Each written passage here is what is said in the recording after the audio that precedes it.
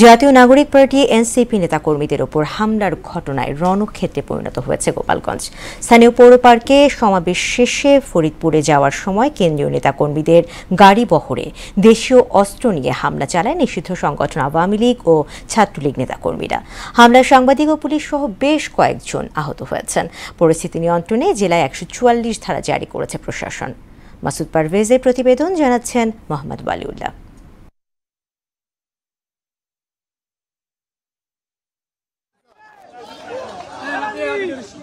দেশ গড়তে জুলাই পদযাত্রা কর্মসূচির অংশ হিসেবে গোপালগঞ্জে এনসিপি সমাবেশ ঘিরে বুধবার সকালে পুলিশের একটি গাড়িতে আগুন দেয়া হয়। হামলা করা হয় সদর উপজেলা নির্বাহী কর্মকর্তার গাড়িতেও।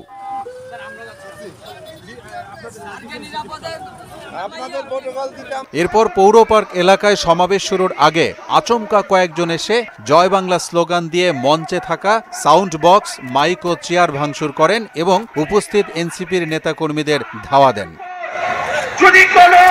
দুপুর ২টার দিকে সমাবেশস্থলে পৌঁছান এনসিপির কেন্দ্রীয় নেতারা। হামলার উপযুক্ত জবাব দেওয়ার ঘোষণা দেন দলের নেতারা। বক্তব্যে তারা আশঙ্কা জানান নিষিদ্ধ সংগঠন ছাত্রলীগ নেতাকর্মীরা আবারও হামলা করতে পারে। গোপালগঞ্জে আপনাদের উপর হামলা হবে, কিন্তু দেখুন অভ্যুত্থানের নেতা সহ আমরা সবাই গোপালগঞ্জে দাঁড়ানো, আমরা ভয় পাই নাই এবং আমরা সামনেও ভয় পাবো না। গোপালগঞ্জের বিবেকবান জনগণ, আমরা আপনাদের অধিকারকে রক্ষা করতে এসেছি, আমরা আপনাদের অধিকারের জন্য লড়াই করতে এসেছি, কিন্তু আপনাদের মধ্যে যদি কোনো স্বৈরাচারের দালাল থাকে আমরা তাদেরকে প্রতিরোধ করতে এসেছি।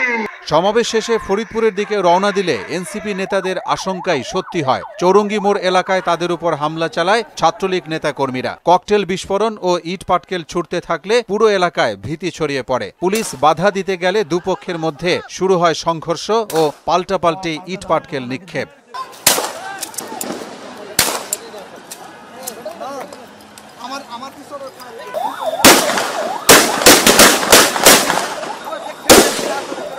পরিস্থিতি সামাল দিতে পুলিশ ও সেনাবাহিনীকে রাবার বুলেট ও সাউন্ড গ্রেনেড ছুঁড়তে দেখা যায়। এ সময় নেতাকর্মীদের গাড়িবহর লক্ষ্য করে ইট পাটকেল নিক্ষেপ করে নিষিদ্ধ ঘোষিত আওয়ামী লীগ ও ছাত্রলীগ। বেশ কয়েকটি গাড়িও ভাঙচুর করে তারা।